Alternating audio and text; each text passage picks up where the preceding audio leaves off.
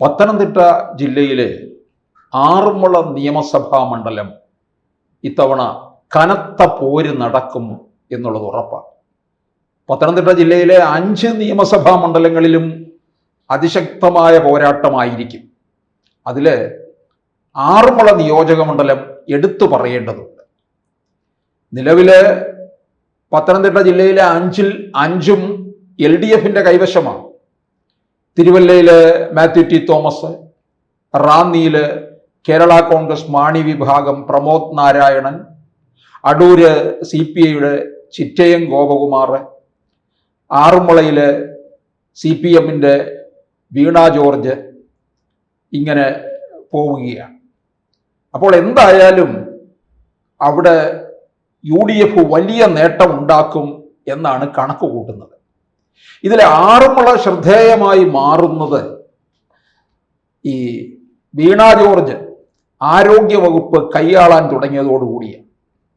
ആരോഗ്യരംഗത്ത് കേരളത്തിനുണ്ടായ വൻ തകർച്ചയാണ് CPMനും വീണ ജോർജിനും വലിയ തിരിച്ചടി ഉണ്ടാക്കിക്കൊണ്ടിരിക്കുന്നത്.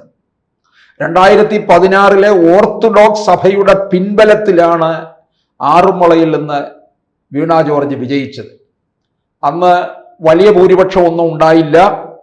2021 വീണ്ടും ഓർത്തഡോക്സ് സഭയുടെ പിൻബലത്തിൽ തന്നെ വീണ ജോർജ് മത്സരിച്ചു, ഭൂരിപക്ഷം ഉയർത്തുകയും ചെയ്തു. അതിനിടയ്ക്ക് 2019 പാർലമെന്റിലേക്ക് മത്സരിച്ചു. പാർലമെന്റിൽ പൊതുവെ ഒരു UDF തരംഗമായതുകൊണ്ട് വീണ ജോർജും അതിലൂടെ ഒലിച്ചു പോവുകയും ചെയ്തു. പക്ഷേ ഇത്തവണ കാര്യങ്ങൾ ഒന്നുകൂടെ മാറുകയാണ്. 2016 2021 സ്ഥിതിവിശേഷം അല്ല ഉള്ളത്. ഒന്നാമത് പത്തനംതിട്ട ജില്ലയാണ്. പത്തനംതിട്ട ജില്ലയിൽ ഏറ്റവും പ്രധാനമായിട്ട് ചർച്ച ചെയ്തുകൊണ്ടിരിക്കുന്ന വിഷയം ജില്ലയിലാണ് ശബരിമല വരുന്നത്. ശബരിമല വിഷയം ചർച്ച ചെയ്യപ്പെടുന്നുണ്ട് കേരളത്തിലെ 140 മണ്ഡലങ്ങളിലും. പക്ഷേ പത്തനംതിട്ടയിൽ അത് ഒന്നുകൂടി ചർച്ച ചെയ്യപ്പെടും. കാരണം പത്തനംതിട്ട ജില്ലയിലുള്ളവർക്ക് വളരെ അടുപ്പമുള്ള ബന്ധമുള്ള ഒരു ആത്മീയ തീർത്ഥാടന കേന്ദ്രമാണ് ശബരിമല. ആ ശബരിമലയെ കൊള്ളയടിച്ച പാർട്ടിക്കും ആ പ്രസ്ഥാനത്തിനും തിരിച്ചടി കൊടുക്കണം എന്നാണ് വോട്ടർമാർ മനസ്സിൽ കണ്ടിട്ടുള്ളത്. മറ്റൊന്ന്, കേരളത്തിൽ അതിശക്തമായിട്ടുള്ള ഭരണവിരുദ്ധ വികാരമുണ്ട്. ആ ഭരണവിരുദ്ധ വികാരം ആറന്മുളയിലേക്കും യേശും എന്നുള്ളത് ഉറപ്പാണ്. കാരണം വളരെ പ്രധാനപ്പെട്ട ഒരു വകുപ്പാണ് ആറന്മുള MLA വീണ ജോർജ് കൈകാര്യം ചെയ്തത്. കേരളത്തിൻ്റെ ആരോഗ്യരംഗം എന്തെല്ലാം കഥകളാണ് നമ്മൾ ഇങ്ങോട്ട് കേട്ടുകൊണ്ട് വന്നത്.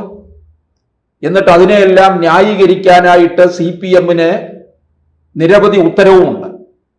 പക്ഷെ അതിനെ ഇക്കുറി അതിജീവിക്കും എന്ന് നമുക്ക് കരുതാൻ വകയുണ്ടോ? ഒരിക്കലുമില്ല.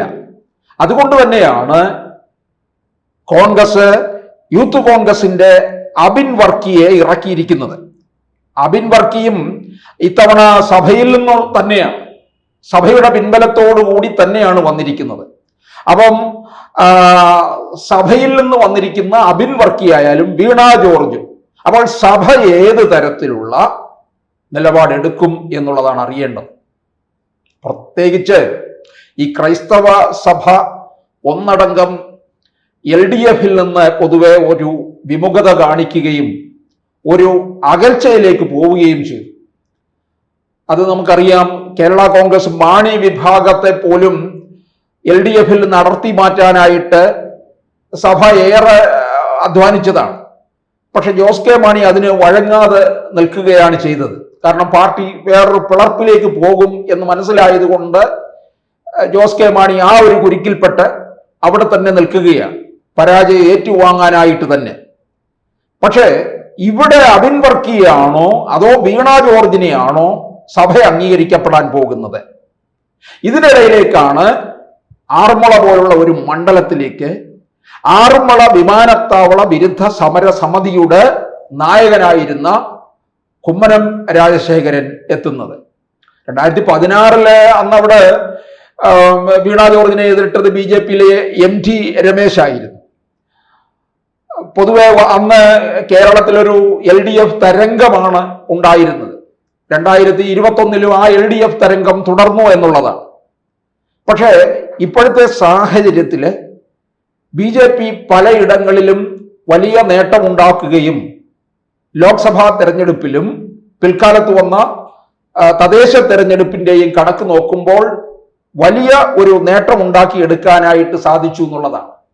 അത് BJP എത്രത്തോളം ആറന്മുള മണ്ഡലത്തിൽ മുതലാക്കും എന്നുള്ളതൊരു പ്രധാനപ്പെട്ട ചോദ്യമായിട്ട് നിൽക്കുകയാണ്. കുമ്മനം രാജശേഖരൻ പലയിടങ്ങളിലും എത്തുന്നുണ്ട്. RSSന്റെ വലിയ പിൻബലമുണ്ട്.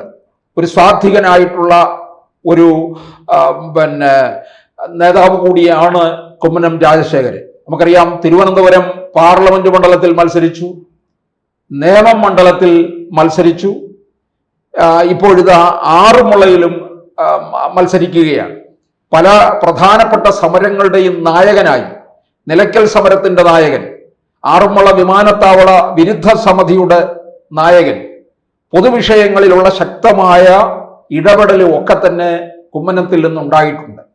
അപ്പൊ ഇതൊക്കെ ഏത് തരത്തിൽ, പ്രത്യേകിച്ച് ആറന്മുള പോലുള്ള ഒരു തീർത്ഥാടന കേന്ദ്രത്തിന്റെ വഴിയിലാണിപ്പോൾ കുമ്മനം രാജശേഖരൻ നിൽക്കുന്നത്. ഇത് BJPക്ക് അനുകൂലമാക്കി മാറ്റാൻ എവിടെ വരെ സാധിക്കും? പ്രത്യേകിച്ച് ഒരേ സഭയിൽ നിന്ന് തന്നെ വീണ ജോർജും അബിൻ വർക്കിയുമാണ് രംഗത്ത് നിൽക്കുന്നത്. ഹൈന്ദവ വോട്ടുകളെ മുഴുവനായിട്ട് ഏകീകരിക്കാൻ കുമ്മനത്തിന് സാധിക്കുമോ? ക്രൈസ്തവ സഭയിലുള്ള വോട്ട് ഭിന്നിച്ചു പോകും. അത് ഏത് തരത്തിലേക്ക്? ക്രൈസ്തവ സഭ ഒരു നല്ല പങ്ക് നമ്മൾ കണ്ടതാണ്, BJPയോട് അനുഭാവം പുലർത്തുകയും ചെയ്യുന്നുണ്ട്. അപ്പൊ BJPയോട് അനുഭാവം പുലർത്തുന്ന ക്രൈസ്തവ സഭയുടെ വോട്ടും കുമ്മനത്തിന് നേടിയെടുക്കാനായിട്ട് കഴിയും എന്നുള്ള കണക്കുകൂട്ടൽ നിൽക്കുന്നുണ്ട്. ആറന്മുള BJP പ്രധാനമായിട്ടും പത്തനംതിട്ട ജില്ലയില് ഒരു പ്രധാന നോട്ടം വെച്ചിരിക്കുന്ന മണ്ഡലം തന്നെയാണ്. പത്തനംതിട്ട ജില്ലയില് ഇക്കുറി ഒരു വലിയ UDF തരംഗം ഉണ്ടാകുമെന്നാണ് പലയിടങ്ങളിൽ നിന്നുള്ള റിപ്പോർട്ട്. അതുപോലെ തന്നെ പത്തനംതിട്ട ജില്ലയിലെ തിരുവല്ല മണ്ഡലം, തിരുവല്ലയിലെ അതിശക്തമായിട്ടുള്ള ഒരു പോരാട്ടത്തിലേക്കാണ് പോകുന്നത്. കാരണം അവിടെ അനൂപ് ആന്റണി മത്സരിക്കുകയാണ് BJPയിൽ നിന്ന്. ദേശീയ തലത്തിൽ അറിയപ്പെടുന്ന ഒരു യുവ നേതാവാണ് അനൂപ് ആന്റണി. ക്രൈസ്തവ സഭയുടെ ആസ്ഥാനമായിട്ടുള്ള മർത്തോമ സഭയുടെ ആസ്ഥാനം കൂടിയാണ് തിരുവല്ല. അതുകൊണ്ട് തന്നെ അവിടുത്തെ മത്സരം വളരെ ശക്തമാവുകയാണ്. അപ്പോൾ പത്തനംതിട്ട ജില്ലയിലെ 2 നിയമസഭാ മണ്ഡലങ്ങളാണ് BJPയുടെ ശ്രദ്ധാകേന്ദ്രങ്ങളായി മാറുന്നത്. ഒന്ന് ആറന്മുള മണ്ഡലം, പ്രത്യേകിച്ച് കുമ്മനം രാജശേഖരൻ മത്സരിക്കാൻ ഇറങ്ങിയതോടുകൂടി മണ്ഡലത്തിന്റെ സ്വഭാവം ഒന്നുകൂടി മാറുകയാണ്.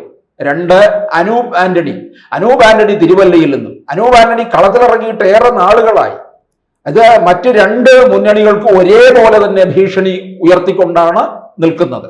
അപ്പോൾ എന്തായാലും പത്തനംതിട്ട ജില്ലയിലെ ഇത്തവണ 5-ൽ LDF നേടാൻ പോകുന്നത് അവരവിടെ സംപൂജ്യരാകും എന്നാണ് മനസ്സിലാക്കാൻ കഴിയുന്നത്. കൂടുതൽ വാർത്തകളും വിശേഷങ്ങളും നിങ്ങളിലേക്ക് എത്താൻ ABC മലയാളം സബ്സ്ക്രൈബ് ചെയ്യുക, ബെൽ ബട്ടണും അമർത്തുക.